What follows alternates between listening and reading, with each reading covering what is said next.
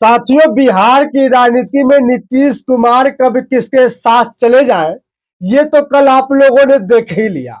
5 सालों में तीसरी बार मुख्यमंत्री पद का शपथ ग्रहण किए, वो भी अपने ही सरकार गिराने के बाद। लगभग 9वीं बार उन्होंने शपथ ग्रहण किया, बिहार के मुख्यमंत्री पद पर काबिज हुए और एनडीए में शामिल हो गए।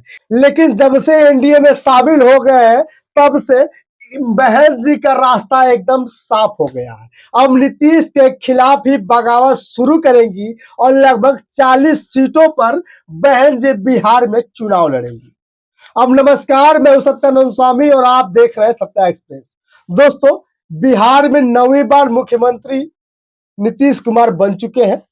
मुख्यमंत्री पद का शपथ ग्रहण कर लिए हैं और मुख्यमंत्री पद का शपथ ग्रहण करने के बाद एनडीए में धूम थी और 2 लोगों को मुख्यमंत्री बना दिया गया, जिसमें एक भूमिहार कुल के हैं और दूसरे कुशवाहा कुल के हैं।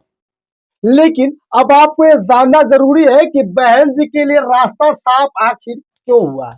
दोस्तों, जब इंडिया गठबंधन बन रही थी, जब इंडिया गठबंधन की नींव पड़ी थी, तो नीतीश कुमार सबको जोड़ने का प्रयास कर रहे थे और सबको इकट्ठा करके सोच रहे थे कि बीजेपी के खिलाफ हम बगावत फूकेंगे तो बीजेपी आने वाले भविष्य में सत्ता में नहीं आएगी। और फिर जब मौका आया तो इन्होंने इंडिया गठबंधन को छोड़कर ही एनडीए में शामिल हो गए। यानी जिस एनडीए को हराने के लिए इंडिया गठबंधन की नींव रखी, अब इंडिया गठबंधन को हराने के लिए एनडीए गठबंधन में शामिल हो गए। यानी समझ सकते हैं साफ साफ कि अगर हम नहीं आएंगे भैया, तो हम उसके साथ चले जाएंगे जिसको हम हराना चाहते हैं।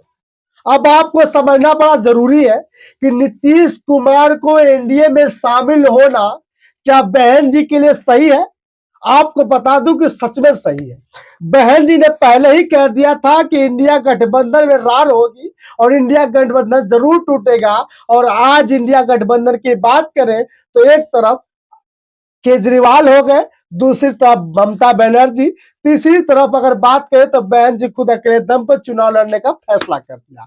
लेकिन लोग कह रहे थे कि बहन जी बीजेपी का समर्थन चाह कर रही हैं। बहन जी के बारे में लोग कह रहे थे कि बीजेपी के अंदर अंदर ही इनका बहुत बड़ा संपर्क है। लेकिन आपको समझना बहुत जरूरी है कि आखिर नीतीश कुमार के जाने के बाद बहन जी को क्या फायदा होगा।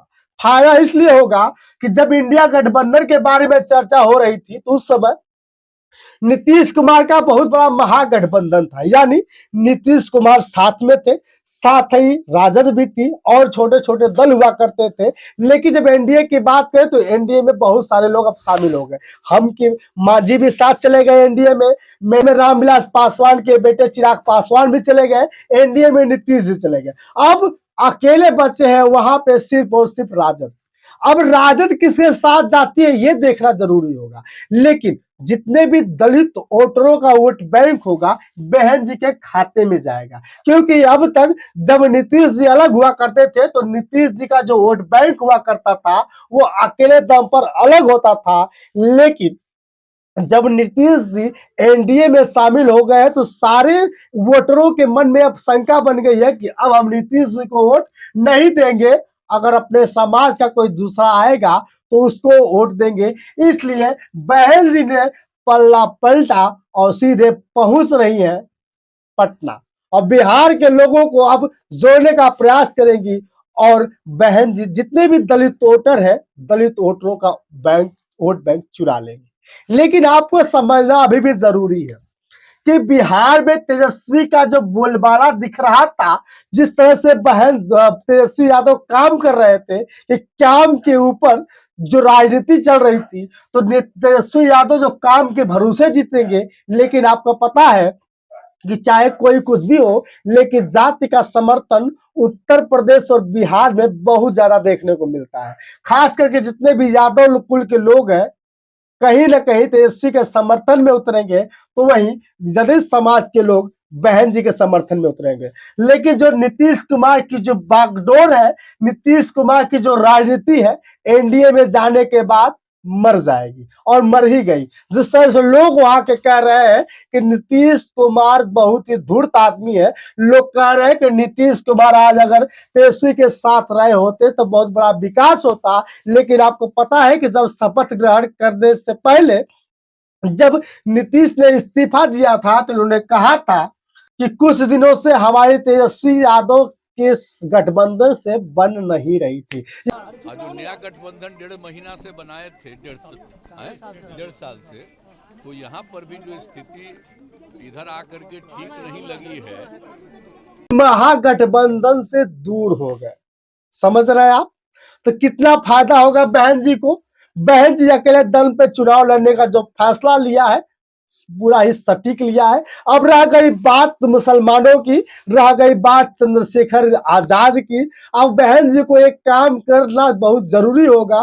किसी तरह मुसलमानों को एक साथ जोड़ने के लिए अगर आईएमएम का साथ पकड़ लेती है, अगर ओवैसी को अपने साथ कर लेती है, चंद्रशेखर आजाद को भी अपने साथ रख लेती हो, तो बहन जी को बहुत बड़ा प्लस पॉइंट मिलेगा और बहन जी आने वाले भविष्य की पीएम बनेंगे। लेकिन हम आपसे जरूर कहेंगे, कमेंट करके जरूर बताइएगा, क्या बहन जी को चंद्रशेखर के साथ आना चाहिए या चंद्रशेखर को बहन जी के साथ आना चाहिए, ओवैसी साहब को बहन जी के साथ आना चाहिए? ये बहुत बड़ा सवाल है।